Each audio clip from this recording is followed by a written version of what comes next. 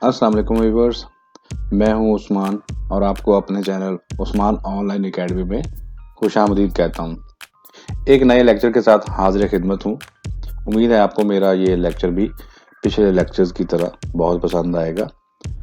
आपसे गुजारिश है कि मेरी वीडियोस को लाइक, शेयर और चैनल को सब्सक्राइब लाजमी किया करें ताकि आपको मेरी वीडियोस टाइमली मिलती रहें, और बेल आइकन का बटन जो है ना वो लाजमी प्रेस किया करें।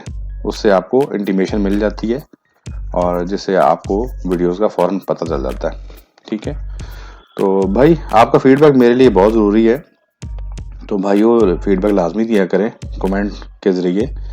वीडियोस पे कमेंट किया करें, और किसी और टॉपिक पे वीडियोस चाहते हो, इंग्लिश में कोई चीज़ पढ़ना चाहते हैं या समझना चाहते हैं, तो वो लाजमी मुझे कमेंट करके बताया करें ताकि उस पर भी वीडियोस बना के आपकी गाइडलाइन मैं गाइड कर सकूं आपको।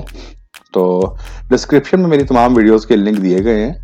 अगर पिछले लेक्चर आप देखना चाहते हैं तो डिस्क्रिप्शन में जाके किसी भी लेक्चर की आप वीडियो देख सकते हैं, और हर चैप्टर की अलग अलग से जो है वो प्लेलिस्ट भी बनी हुई है। तो आप प्लेलिस्ट विजिट करके उस टॉपिक के, जिस तरह फर्ज करें सेवियर ऑफ मैनकाइंड है या दूसरे जितने भी इंग्लिश के यूनिट्स हैं, तो सबकी अलग अलग से वो प्ले लिस्ट बनी हुई है। तो आप प्लीज़ अगर प्ले लिस्ट विजिट करें तो आपको तमाम लेक्चर्स जो है उसकी ट्रांसलेशन, उसकी जो है एक्सरसाइज, ये कंप्लीट चीज़ें आपको वहाँ से मिल सकती है। तो आइए शुरू करते हैं हमारा आज का टॉपिक। जी तो स्टूडेंट्स, आज हमारा टॉपिक है डैफोडिल्स, यूनिट नंबर 5। हम आज इसकी कंप्लीट जो है बुक एक्सरसाइज करेंगे।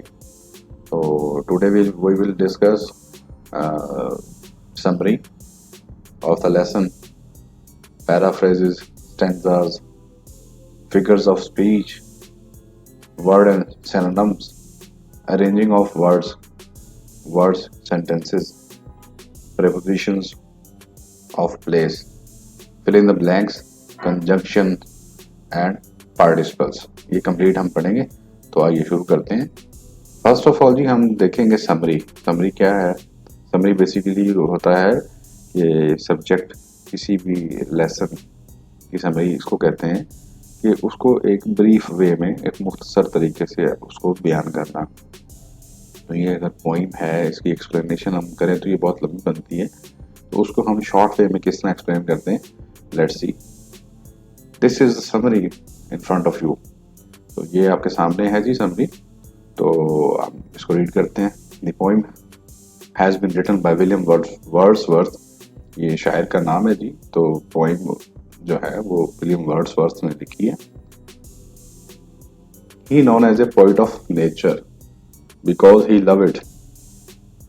जो शायर है, ही नोन, वो जाना जाता है, as a poet of nature, जो है वो नेचर का पोइट या कुदरत का शायर जाना जाता है, बिकॉज ही लव इट, क्योंकि वो इससे मोहब्बत करता है। Most of his poems describe nature and its beauty. उसकी जो ज़्यादातर नज़में हैं वो खूबसूरती को बयान करती हैं, नेचर की, कुदरत की खूबसूरती को बयान करती हैं। ठीक है जी। In this poem he describes an experience of enjoyment. इस जो है पोएम में वो अपना एक्सपीरियंस शेयर करता है। ही describes an experience of enjoyment, जो इसने वो एक्सपीरियंस किया और एंजॉय किया at the site of beautiful daffodils. जो एक नज़ारा, डैफोडिल्स का खूबसूरत नज़ारा है, उसने जो एंजॉय किया उसको वो बयान करता है इस पोएम में। Once he was walking in the countryside. एक दफ़ा का जिक्र है कि वो किसी देहाती इलाके में या कंट्री साइड में वो घूम रहा था, पैदल चल रहा था। ठीक है जी। When he came across a large number of daffodils growing, तब वो एक जगह से गुजरा जहाँ बहुत सारे डैफोडिल्स जो फूल थे वो उगे हुए थे। कहाँ? बैंक ऑफ ए लेक, एक नदी के किनारे के साथ। ठीक है जी। The flowers were moving and dancing in the breeze. Breeze बोलते हैं ठंडी हवा को जी। तो जो फूल हैं वो मूव कर रहे थे, हिल रहे थे, एंड डांसिंग, और डांस कर रहे थे इन ब्रीज, ठंडी हवा में। This site dilated the poet, जो इस नज़ारे ने डिलाइटेड खुश कर दिया द पोइट, शायर को। And he looked at flower for a long time, और वो फूलों की तरफ काफी देर तक देखता रहा। This site left A lasting impression on memory, on his memory. ठीक है जी, ये इस नज़ारे ने जी फूलों का जो उसने देखा, डैफोडिल्स जो उगे हुए थे एक नदी के किनारे, इस नज़ारे ने एक लॉन्ग लास्टिंग जो है, एक हमेशा काफ़ी देर तक रहने वाला एक इम्प्रेशन उसकी याद में छोड़ा। इम्प्रेशन नज़ारे को, ठीक है जी, साइट नज़ारा होता है, इम्प्रेशन जो है वो एक तासुर असर छोड़ा। ठीक है जी, इस नज़ारे ने एक उसकी याददाश्त पे बहुत गहरा देर पा असर छोड़ा। एज ए रिजल्ट, इस नतीजे में when ever he is alone and in a thinking mode, और जब कभी वो अकेला होता है और उसका मूड ठीक नहीं होता या वो दुखी मूड में होता है, sad mood, basically thinking mood sad mood को कहते हैं, the same side comes into his imagination, तो वही नज़ारा उसकी जो है तखयलात या उसके तसव्वुरात में आता है। कौन सा नज़ारा? फूलों वाला, डैफोडिल्स वाला। And fills his heart with pleasure, और उसका जो दिल है वो खुशी से भर जाता है।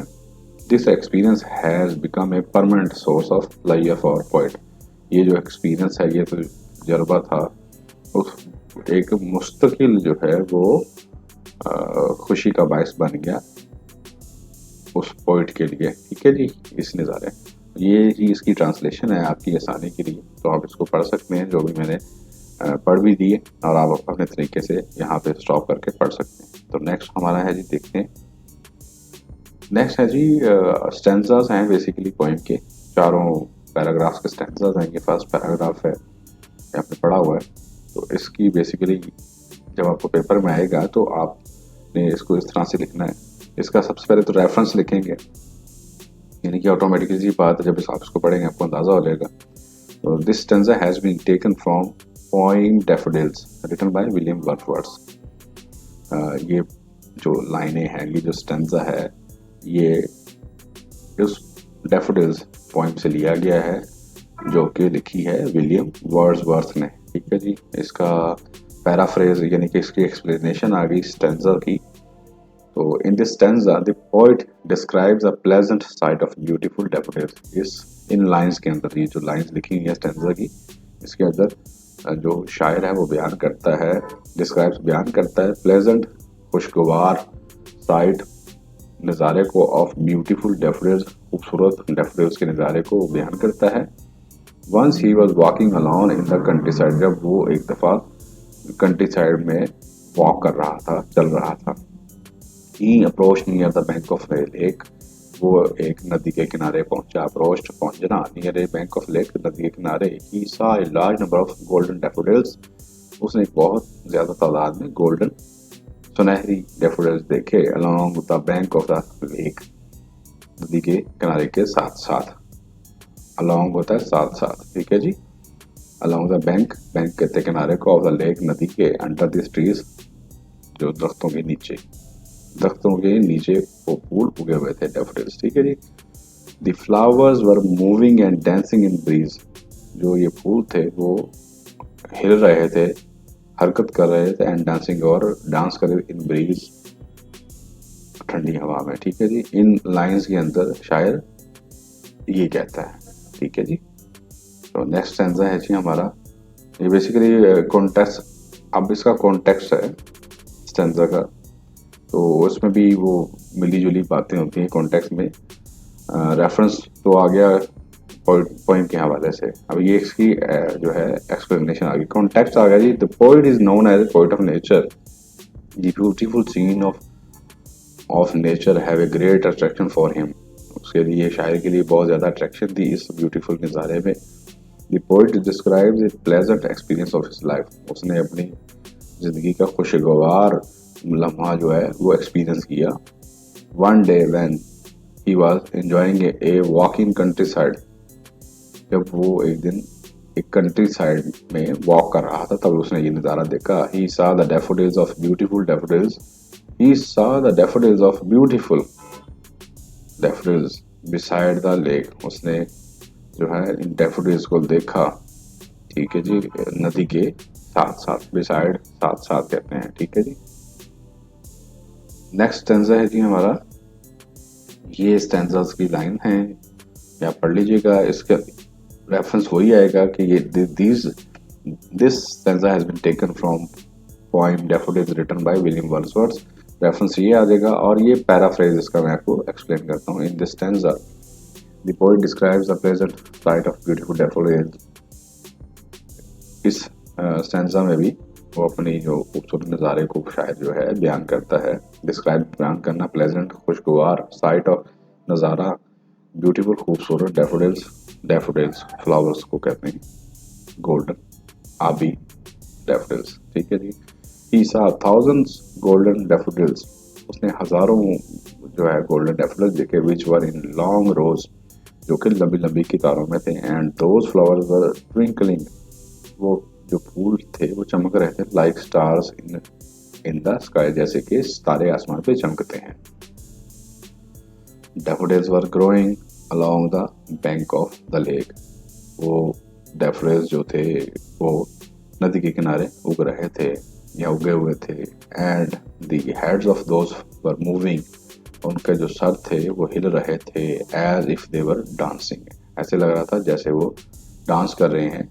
इन ए हैप्पी मूड, खुशी से, खुशी के मूड में वो डांस कर रहे हैं, ऐसे शायर को महसूस हुआ, ठीक है जी।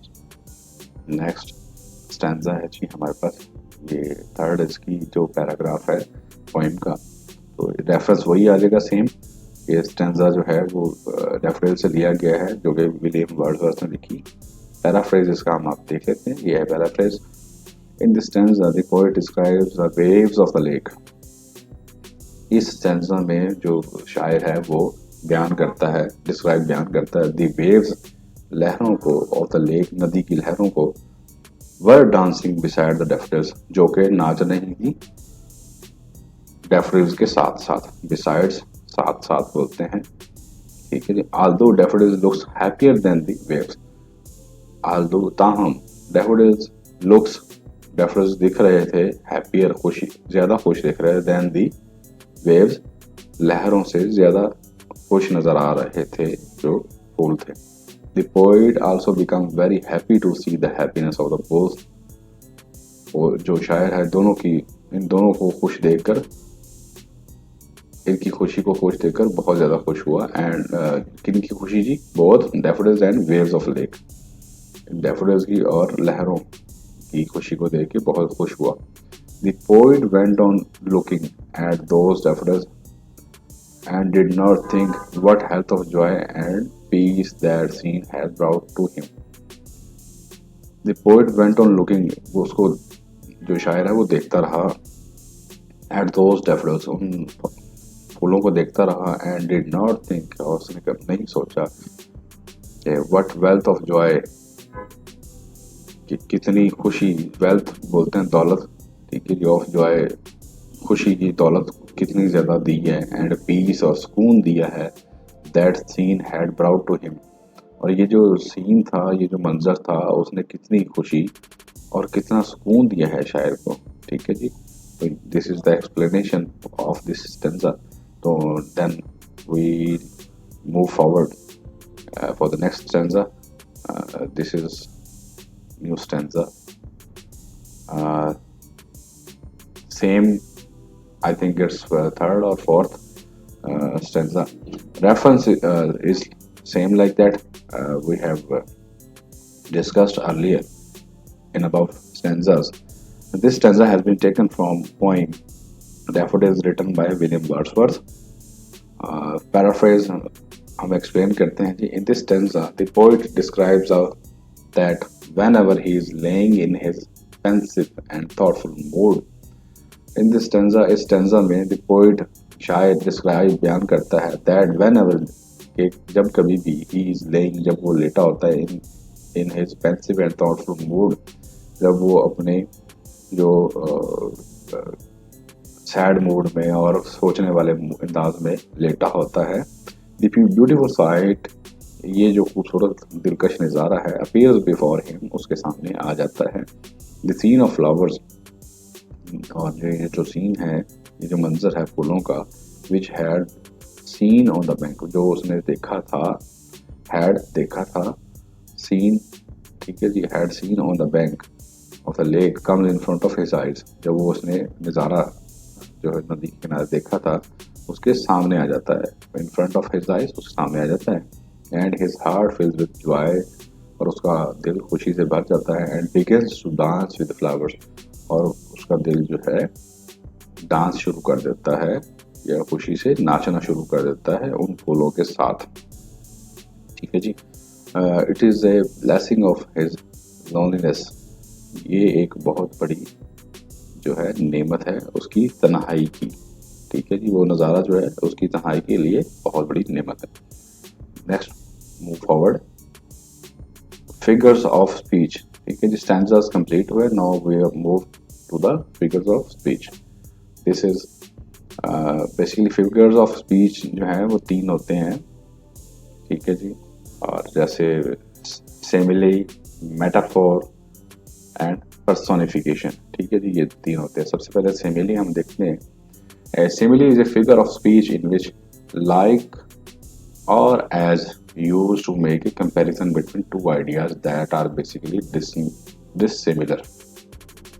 सिमिली किसको बोलते हैं? सिमिली बोलते हैं जी, ये है फिगर ऑफ स्पीच है सिमिली। ठीक है जी, जिस सेंटेंस के अंदर लाइक आ जाए या एज आ जाए, यानी कि जिसमें कंपैरिजन हो रहा हो। ठीक है जी, तो 2 फिगरों में जब कंपैरिजन हो रहा होता है तो उस फिगर को बोलते हैं सिमिली। ठीक है जी, तो इसकी एग्जांपल भी आ गई है। हर आइज ट्विंकल्ड लाइक स्टार्स, इसमें लाइक आ गया जी, देखें उसकी आंखें चमक रही थी लाइक स्टार्स, सितारों की तरह। ठीक है जी।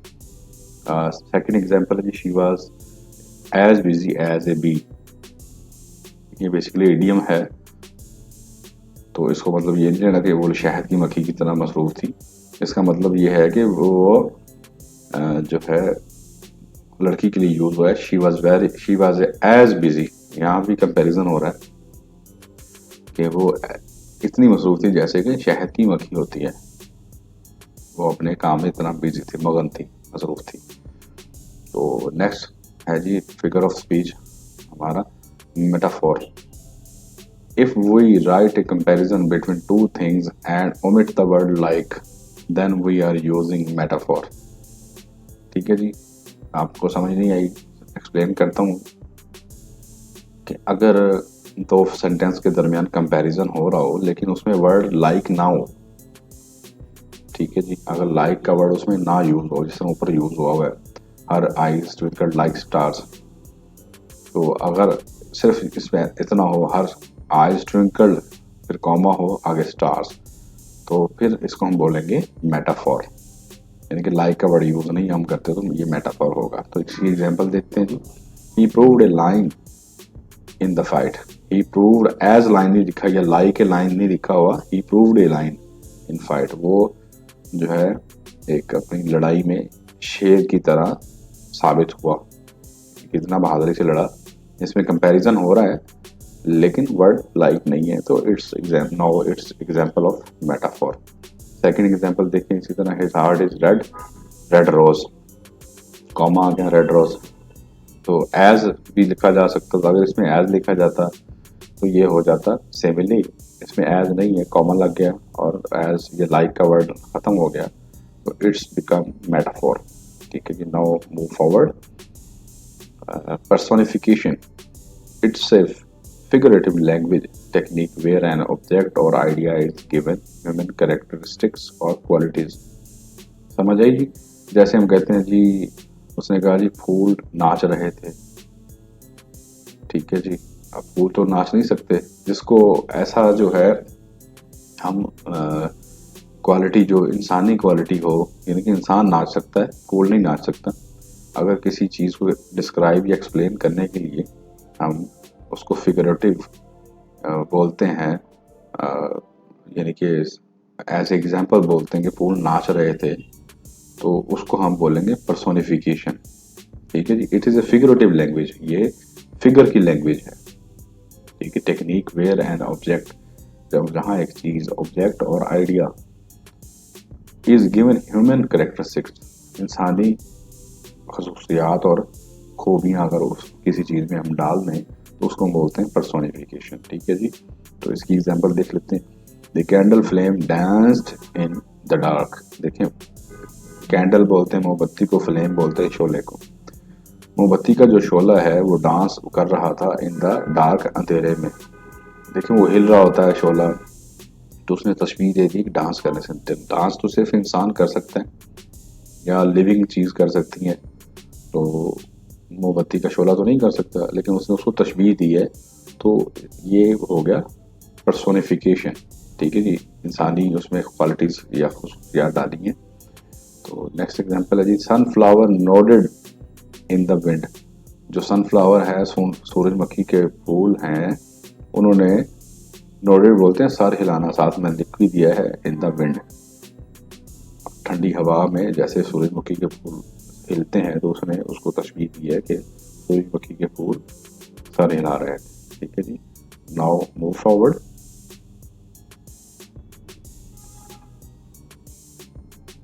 इमेजिनरी, लास्ट वन जो है वो इमेजिनरी है।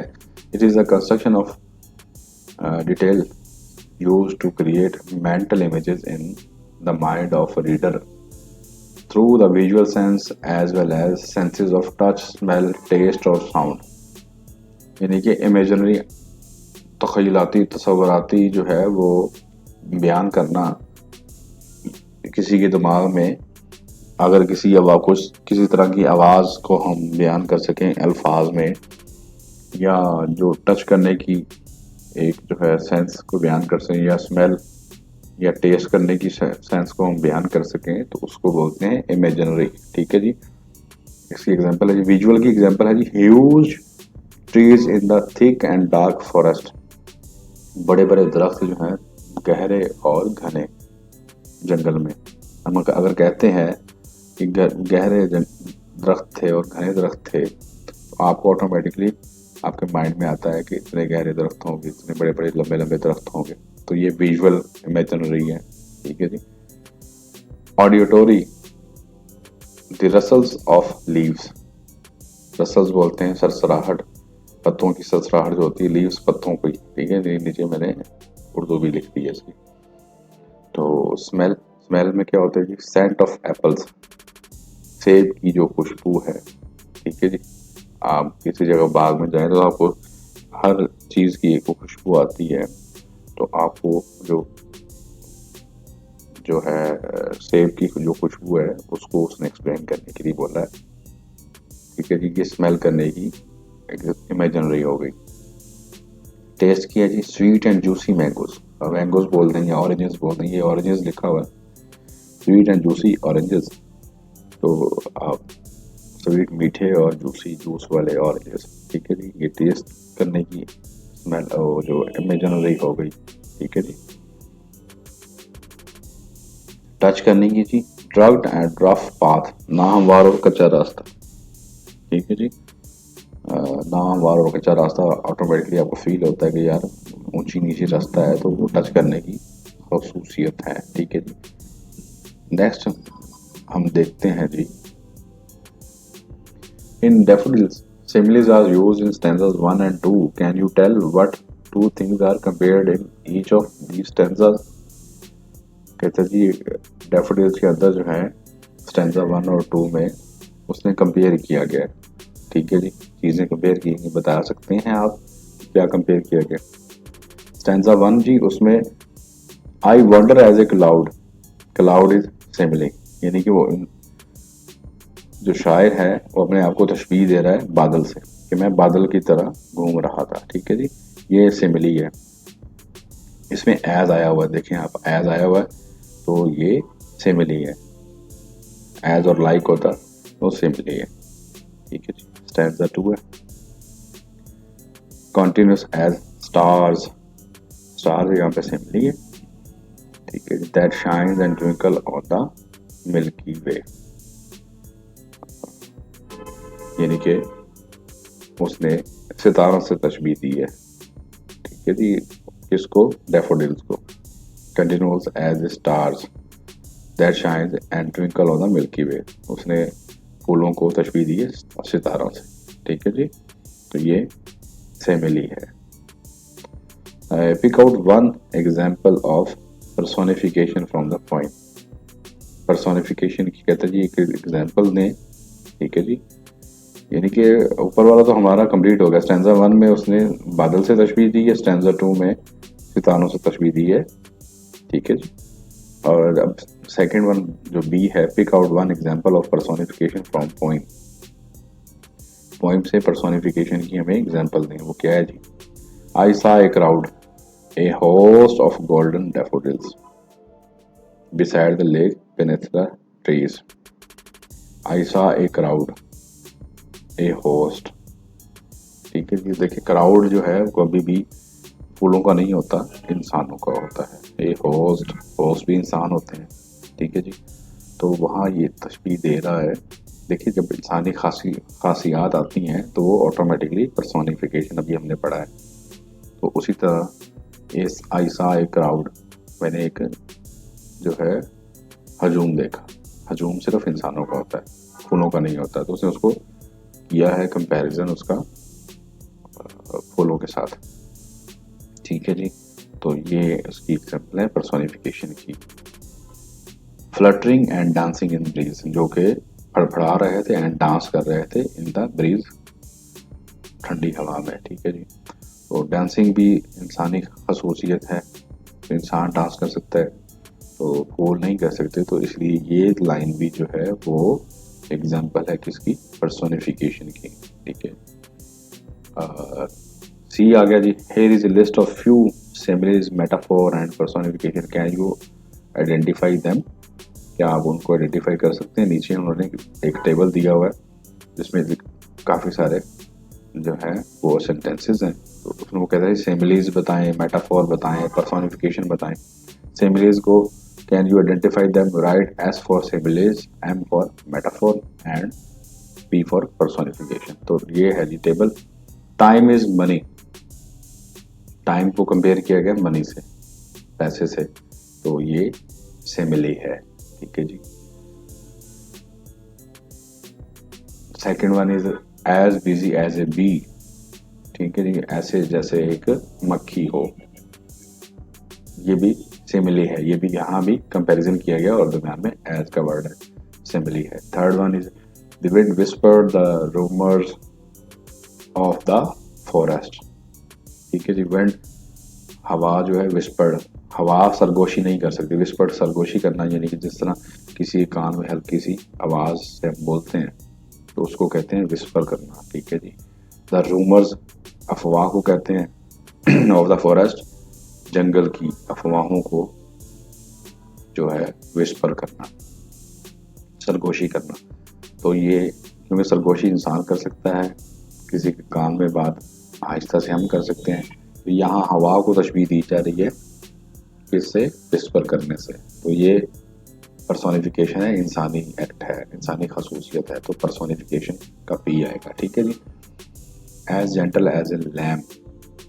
ठीक है जी, यहाँ भी कंपैरिजन हो रहा है, जेंटल एज लैम्प, ये सिमिली है। ठीक है जी। भेड़ भी शरीफ हो सकती है, बिल्कुल होता है, जानवर भी शरीफ होते हैं, इंसान भी होते हैं, तो लिहाजा उसने यहाँ कंपेयर हो रहा है जेंटल एज लैम्प, तो कंपैरिजन हो रहा है, तो ये सिमिली है। The sorry engine wheezed its death cough. देखें, सॉरी इंजन बोलते हैं खराब इंजन को, वीज्ड जो आखिरी सांसों में चल रहा होता है, इट्स डेथ कफ जो कि उसकी इंजन की बुरी सी आवाज़ होती है, तो ये उसके लिए ये सेंटेंस यूज़ किया गया है। डेथ कफ जब वो मौत के वक्त खांसी या मरे हुए हालत में जो आवाज़ मरने के करीब हो, जो खांसी आती है, तो उस तरह की एक इंजन की उसने खसूसियत को बोला है। तो अब ये खांसी तो इंसान को आती है, इंजन को तो आ नहीं सकती खांसी, तो ये भी पर्सोनिफिकेशन की एक एग्जाम्पल है। ठीक है जी। The heart of lion. Heart of lion किसको बोलते हैं जी? हार्ट ऑफ लाइन है, उसने कह दिया जी शेर का दिल। ठीक है जी, इसमें एज नहीं है, कंपैरिजन नहीं है। ठीक है जी, आपको जब एज नहीं होगा तो ऑटोमेटिकली ये मेटाफोर है। ठीक है जी, हार्ट ऑफ लाइन जो इंसानी और सॉरी शेर का दिल है, ये मेटाफोर है। इस तरह एप्पल ऑफ माई आईज, ठीक है जी, apple of my eyes, apple of my eye, तो ये भी सिमिली है, एग्जाम्पल है सिमिली की। यानी कि एप्पल को किसी को जो है ना कंपेयर किया गया है, यानी कि किसी आँख का तारा होता है या किसी कोई बहुत अच्छा किसी को लगता है तो उसको कहा गया एप्पल ऑफ माई आईज, तो उसको एप्पल के साथ कंपेयर किया गया, तो ये सिमिली है। एज कनिंग एज फोक्स, वो बहुत ज़्यादा चालाक है, जैसे कि एक लोमड़ी होती है, यहाँ भी उसको कंपेयर किया गया है लोमड़ी के साथ किसी भी बंदे को, तो ये सिमिली है। Brown grass was begging for water, घास कभी भी पानी नहीं मांग सकती, पानी जो है हमेशा इंसान मांगता है, तो ये पर्सोनिफिकेशन की है भी एग्जाम्पल पी आ गया। एज वाइज एज ऑल, यहाँ भी कंपैरिजन हो रहा है, ठीक है, एज आ रहा है, तो एज जब आता है तो ऑटोमेटिकली सिमिली है। Blanket of snow, blanket of snow बोलते हैं, देखें जी, ब्लैंकेट एज स्नो नहीं लिखा हुआ, ब्लैंकेट ऑफ स्नो है, अगर एज होता तो ये सिमिली होता, क्योंकि ये ब्लैंकेट ऑफ स्नो कंपैरिजन जरूर हो रहा है, लेकिन बर्फ का जो कंबल या ब्लैंकेट नहीं होता, तो ये क्या आएगा, मेटाफोर आएगा। ठीक है जी, कंपैरिजन हो रहा है लेकिन इसमें लाइक या एज नहीं है, तो इसलिए ये आएगा। एज ब्लैक एज क्रो, वो ऐसा काला सा जैसा एक कौवा होता है, जब कौवे के साथ कंपैरिजन हो गया, एज आ गया तो उससे मिली है, एज आ गया। Next we will move forward. Under the words and phrases that depict clear imaginary in poem, under the words and phrases that depict clear imaginary in the poem, ठीक है जी। I wander lonely as a cloud that float on the high over vales and hills, ये imaginary है सारी, ये lines जो हैं ये सारी जो हैं इमेजिनरी हैं। इमेजिनरी कैसे हैं, I wander lonely as a cloud, तखय्यल है ना, तसव्वुर के, तो वो उसने शायद नहीं किया कि मैं बादल की तरह घूम रहा था। That floats on high over the vales, जो कि वादियों के ऊपर जो है और चट्टानों के ऊपर घूमता है। ठीक है, when all at once I saw a crowd, अचानक मैंने एक हजूम देखा, ये भी तसव्वुर है जी, उसने हजूम देखा, हजूम तो इंसानों को होता है, तसव्वुराती तौर पे वो बातें कर रहा है शायद। ए हॉर्स of golden daffodils beside the lake beneath the trees, ठीक है जी, fluttering and dancing in the breeze, ये सारा जो है तखयलाती है, तसव्वुराती लाइन्स हैं। ठीक है जी, continuous as the stars that shines, ठीक है जी, ये भी ख्यालाती हैं। ठीक है जी, हम इमेजिनरी की एग्जांपल्स हैं। And twinkle on the milky way, milky way की तरह वो चमक रहे थे फूल। ठीक है, 10,000 saw at a eye glance, देखें उसने तस्वर किया कि 10,000 देखे, हालांकि हजारों देखे, एकदम से इंसान फूल नहीं गिन सकता, तो ये उसको तखयलाती या तसव्वुराती तौर पे किया गया। ये जो लाइंस हैं ये इमेजिनरी की एग्जांपल्स हैं। ठीक है जी, जो कि फिगर्स ऑफ स्पीच की लास्ट एग्जांपल है। ठीक है जी, ये लाइंस आगे, tossing their heads in spring brightly dance and then my heart fills with pleasure and dances with the daffodils, ये सारा तखयलाती है जी। ठीक है, उसकी एग्जांपल है। नेक्स्ट है जी हमारे पास, use thesaurus to find 3 more synonyms to the following words, ये जी वर्ड्स हैं, उनकी synonyms लिखे गए हैं। वर्ड synonyms उन अल्फाज को बोलते हैं जिनके मीनिंग्स सेम होते हैं, यानी कि पहला वर्ड है सा, सा होता है देखा, वास्ट वो भी देखा होता है, ऑब्जर्व्ड वो भी उसको देखना होता है, गौर से देखना होता है, नोटिस, नोटिस जो होता है वो ध्यान से देखना होता है। ठीक है जी, इसी तरह ग्लैंस, लुक, ग्लेम्स, पीप, तमाम जो है ये नज़ारे की है। ये ग्लैंस बोलते हैं नज़ारा, खूबसूरत नज़ारे को, तो ये लुक, ग्लेम्स, पीप, ये सब जो है नज़ारे की जो है सिनोनिम्स हैं, इनकी वर्ड्स भी जो मीनिंग है सेम है। इसी तरह गेज गौर से देखना होता है, स्टेयर भी किसी भी आंखें टिक जाना या रुक जाना, स्टेयर उसमें आता है। ग्लेयर भी उसी मीनिंग में है, स्क्रूटनी भी उसी मीनिंग में है। ठीक है जी, स्क्रूटनी होता है किसी को बेसिकली अच्छी तरह जांचना। ठीक है। शाइन इसकी glitter, flash, gleam, twinkle, glow, winkle, blink, spark, sparkle, spark, energy, enthusiasm. ठीक है जी, ये तमाम की जो है ना सेम मीनिंग्स हैं। ठीक है जी, तो वी विल मूव फॉरवर्ड।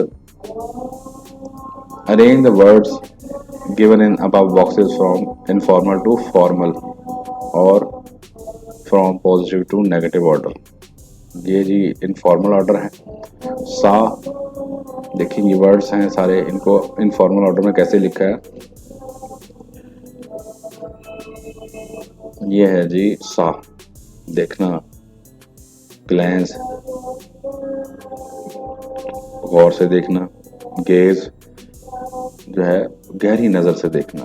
ठीक है। शाइन चमकना, ट्विंकल, शाइन चमक को कहते हैं, ट्विंकल चमकना होता है, स्पार्कल ज्यादा चमक को कहते हैं। ठीक है जी, तो ये सेम उसमें इनफॉर्मल तरीका है। तो फॉर्मल तरीका क्या है जी, ये गेज, ग्लैंस, ठीक है जी, सा, शाइन, स्पार्कल, ये फॉर्मली अरेंज किए गए हैं। ठीक है, फॉर्मली देखने अब ये जी वाला है, ये भी जी वाला है, जी, एस, एस, एस और टी। ठीक है जी, ये सारे अल्फाबेटिकली अरेंज किए गए हैं, फॉर्मली अरेंज किए गए हैं वर्ड्स। ठीक है जी, तो नेक्स्ट मूव करते हैं जी। Arranging of given words from positive and negative order. Not seen, not at a glance, not gazed, not shine, not sparkled. ऊपर वाले जो वर्ड्स थे तमाम को नेगेटिव ऑर्डर में किया, पॉजिटिव नेगेटिव। पॉजिटिव थे जो सारे जो थे, ये सारे जो हैं नेगेटिव हैं।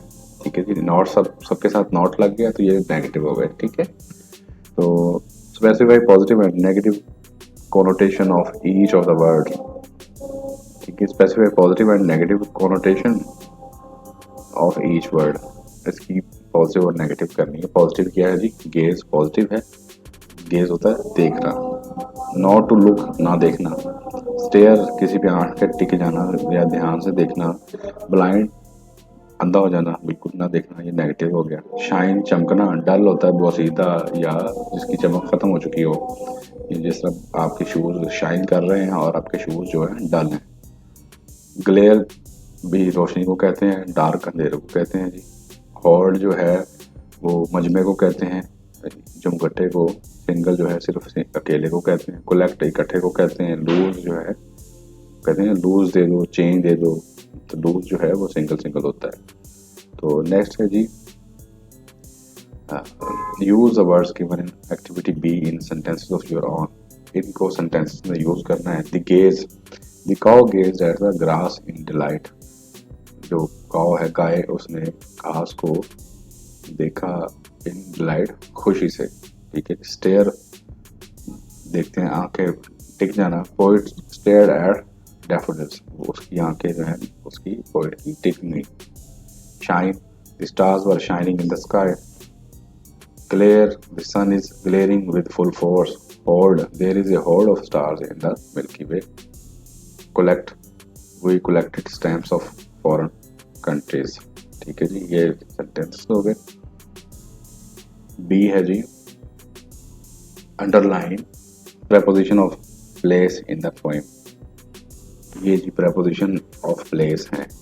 ठीक है जी, place की preposition है, यानी कि ये high over vales and hills. Vales वादियों को बोलते हैं, हिल्स चट्टानों को बोलते हैं, ओवर। ठीक है जी, तो ये प्लेस आ गई और ये इसकी आ गई प्रपोजिशन। ठीक है जी, बिसाइड द लेक। ठीक है जी, लेक जो है जाहिर बात है किसी जगह पे वो होगी नदी, उस जगह कोई नाम भी होगा, तो बिसाइड साथ, ये उसकी प्रपोजिशन आ गई। ठीक है जी, नेक्स्ट आ गया जी इसी तरह, and twinkle on the milky way. Twinkle on the milky way, milky way आसमान में होता है, तो आसमान भी एक जगह का नाम है, तो ऑन द मिल्की वे, ये आ गई preposition. They stretch in never ending line, ना खत्म होने वाली जो लाइन थी उसमें, तो इन जो है प्रपोजिशन है। अलोंग द मार्जिन ऑफ ए बे, ये जो है उसके अलोंग साथ साथ बोलते हैं, दी मार्जिन फासले के ऑफ बे, उस जो है नदी के फासले के साथ साथ, यहाँ बे जो है नदी के लिए यूज हुआ हुआ है, किनारे के लिए, ठीक है जी। तो ये उसकी प्रपोजिशन है। नेक्स्ट जी ये है,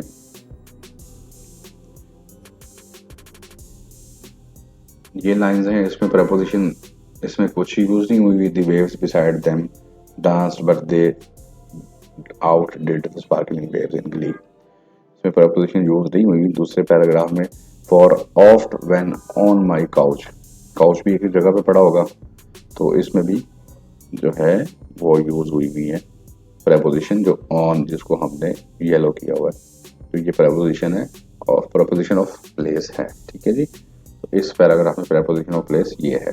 तो नेक्स्ट है use the following preposition in sentences of your on, हमने प्रपोजिशंस को इन प्रपोजिशन के जुमले सेंटेंसेस बनाने हैं, ठीक है जी। ये सेंटेंसेस बन गए। Behind, he was standing behind me, वो मेरे पीछे खड़ा हुआ था। Beside, he was standing beside me, वो मेरे साथ खड़ी हुई थी। Next to, he was sitting next to me, वो मेरे साथ मेरे से अगली चेयर पे या अगली जगह वो बैठा हुआ था।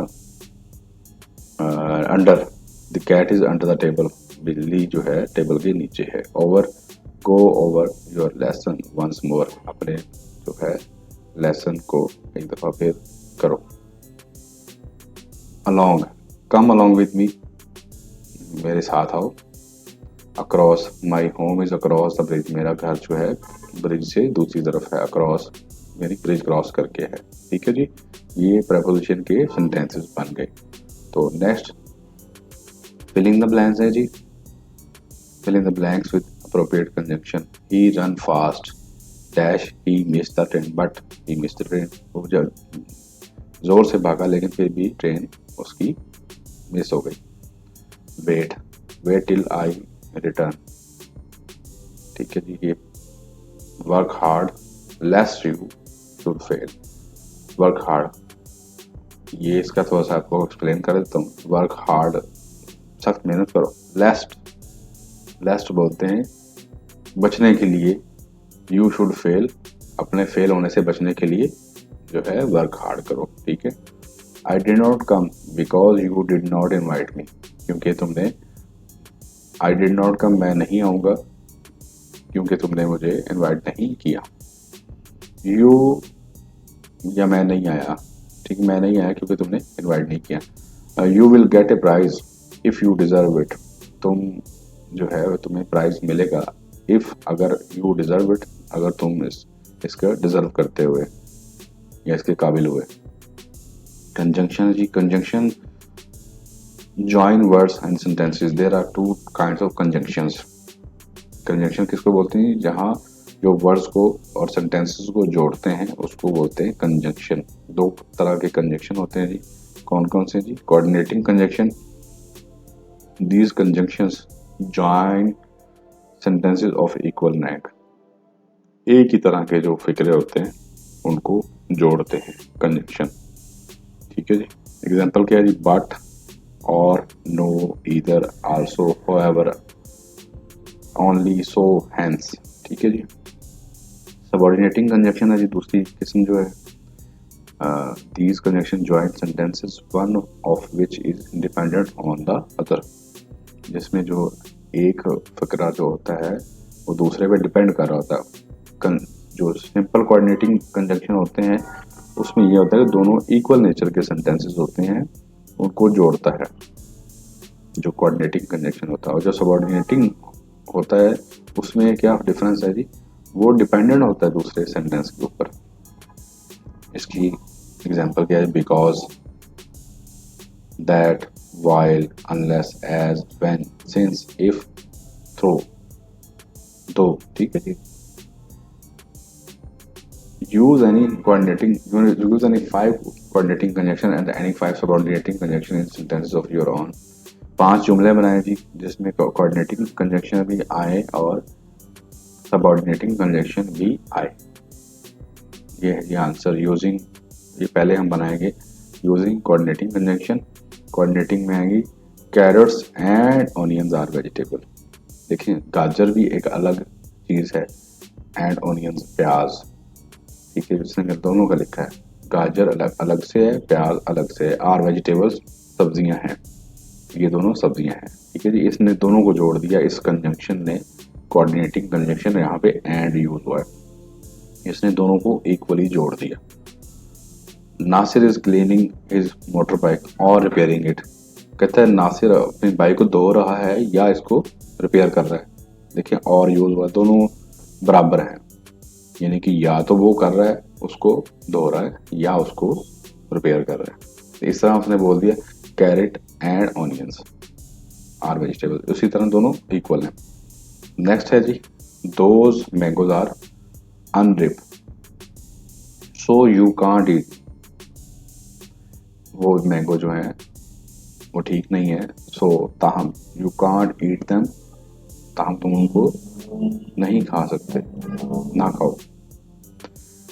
You can either stay here or come with me. Here basically ये है, हर लिखा गया। You can either stay here or come with मी, तुम या यहाँ रुक जाओ या मेरे साथ आ जाओ।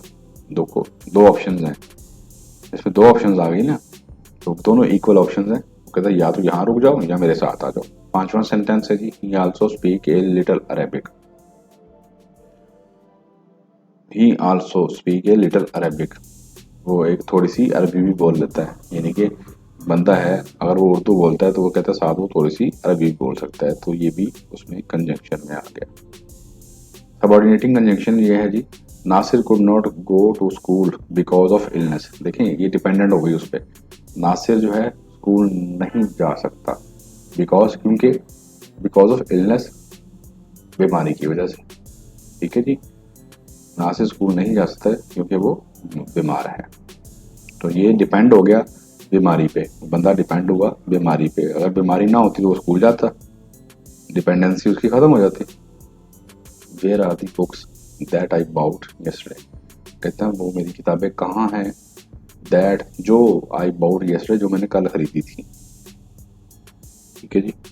तो ये भी डिपेंडेंट हो गया। वो कहता वेयर आर दी बुक्स, कौन सी बुक्स भाई, बुक्स तो बहुत सारी होती हैं, तो वो डिपेंडेंट किस पे है, विच आई बाउट यस्टरडे, जो मैंने कल खरीदी थी। जो कल वाली किताबें खरीदी थी वो किधर है, ये एक सेंटेंस जो है दूसरे सेंटेंस पे डिपेंडेंट है। I will not forgive him, मैं उसको माफ नहीं करूंगा, unless he speaks the truth, मैं उसको माफ नहीं करूंगा। क्यों नहीं माफ करेगा जी, अनलेस ही स्पीक्स ट्रुथ, जब तक वो सच नहीं बोलेगा, ठीक है जी। तो ये भी डिपेंडेंट है उस पर कि भाई वो सच बोलेगा तो मैं उसको माफ करूंगा, अगर सच नहीं बोलेगा तो उसको माफ नहीं करूंगा। फोर्थ है जी although Hamid is only 12 he is very fast runner. अगरचा हामिद जो है वो 12 साल का है, he is very fast runner, फिर भी वो बहुत ज्यादा तेज भागने वाला रनर है, ठीक है जी। As you sow shall you reap. तो एज यू सो, जो तुम बीजोगे या बोओगे, सो शैल यू रीप, वही काट लोगे। जैसे मैंने सामने जो है सेंटेंस लिखी है, एडीएम है, इसलिए जैसा बोओगे वैसा ही काटोगे, ठीक है जी। तो participles, a participle is a verb form used as an adjective to modify nouns and pronouns। participle क्या होता है जी, वो verb होता है जो कि यूज होता है adjective एज adjective यूज होता है to modify nouns and pronouns, nouns और pronouns को मॉडिफाई करने के लिए यूज होता है। प्रेजेंट पार्टिसिपल होता है जी all present participle and in ing। Present participle जो होते हैं वो ing पे एंड होते हैं। जैसे मिसाल है जी लाफिंग लेडी, ये लाफिंग लेडी जो है ये प्रेजेंट पार्टिसिपल है। इस तरह फॉलिंग टेम्परेचर है जी, स्टिंजिंग रिमार्क्स। पास्ट पार्टिसिपल क्या होता है, past participles of are regular verbs end in ED. ये ईडी पे एंड होते हैं। ठीक है जी। पास में टायर्ड डांसर, थका हुआ डांसर, इंजर्ड प्लेयर, जख्मी प्लेयर जो है, क्रैक्ड वेस, टूटा हुआ वेस। However, irregular verbs have various past participles ending such as thrown। देखिए कुछ पार्टिसिपल ऐसे भी होते हैं जो कि एंड हो रहे हैं, एन पे हो रहे हैं या ई एन पे हो रहे हैं या टी पे हो रहे हैं। ये बेसिकली थर्ड फॉर्म है। और एंड गॉन एन ई पे हो रहे हैं। ये थर्ड फॉर्म जब भी यूज होती है तो ये पास्ट पार्टिसिपल में आएगी। देखिए थर्ड फॉर्म जब यूज होती है, थ्रोन थर्ड फॉर्म है, रिडन थर्ड फॉर्म है, बिल्ड थर्ड फॉर्म है, एंड गॉन भी थर्ड फॉर्म है। तो इसमें ईडी नहीं आ रहा, लेकिन फिर भी ये पास्ट पार्टिसिपल्स हैं। Under the participles in the following sentences, underline the participles. He was so shocked after the accident that he could not speak. ये पास्ट पार्टिसिपल है, ये ईडी आ गया इसमें, ये पास्ट पार्टिसिपल है। The galloping horse scared the child. Galloping भागता हुआ घोड़ा है, गैलोपिंग हॉर्स भागता हुआ घोड़ा, स्केयर्ड द चाइल्ड बच्चे को डरा दिया भागते हुए घोड़े ने। ये भी पास्ट की बात हो रही है, ईडी आ गया इस पे। ठीक है जी। तो ये पास्ट पार्टिसिपल है। I don't want that burn toast. मुझे वो जली हुई जो है टोस्ट रोटी नहीं चाहिए। ठीक है जी। अब डेफिनेटली ये भी प्रेजेंट है। प्रेजेंट में कैसे होता है, कह रहे मुझे जली रोटी नहीं चाहिए, किसी को अभी बोल रहा है वो, तो इसमें इट्स मीन के ये प्रेजेंट पार्टिसिपल की बात हो रही है। Don't be frightened that dog does not bite. उससे मत डरो। डोंट बी फ्राइटेंड, उससे मत डरो। That dog does not bite, वो कुत्ता नहीं काटता। कि प्रेजेंट पार्टिसिपल अब यानी कि आपके पास कोई आया, आपके पास कुत्ता भी है, आप किसी को कहते हैं भाई कुत्ते से मत डरो, ये नहीं काटता, तो ये प्रेजेंट की बात हो रही है। तो इसमें भी प्रेजेंट पार्टिसिपल की आएगी। Lorry was carrying stolen goods. Lorry bus को बोलते हैं वाज कैरिंग, वाज आ गया तो ये पास्ट की बात होगी, तो ऑटोमेटिकली ये चला जाएगा पास्ट पार्टिसिपल में। ठीक है। जो लॉरी है वो चोरी की चीजें लेके जा रही है। Everybody was excited preparing the things for trip. हर कोई बहुत खुश था। किस लिए खुश था जी? Preparing the things for trip, एक जो ट्रिप है उसके लिए चीजें बनाने में बहुत खुश था। ठीक है। एक्साइटेड था, जब था आ गया तो ऑटोमेटिकली पास्ट पार्टिसिपल है। ठीक है जी। नेक्स्ट है जी, if the children are bored. अगर बच्चे बोर हो रहे हैं, take them to the park. आपके घर में कोई आया तो आप कहते हैं यार बच्चे अगर बोर हो रहे हैं तो भाई इसको पार्क में ले जाओ, इनको पार्क में ले जाओ। तो ये प्रेजेंट की बात हो रही है, पास्ट की बात नहीं हो रही, तो ये प्रेजेंट पार्टिसिपल है। तो नेक्स्ट है जी, आप हमारा बल्कि ये टॉपिक कंप्लीट हुआ जी।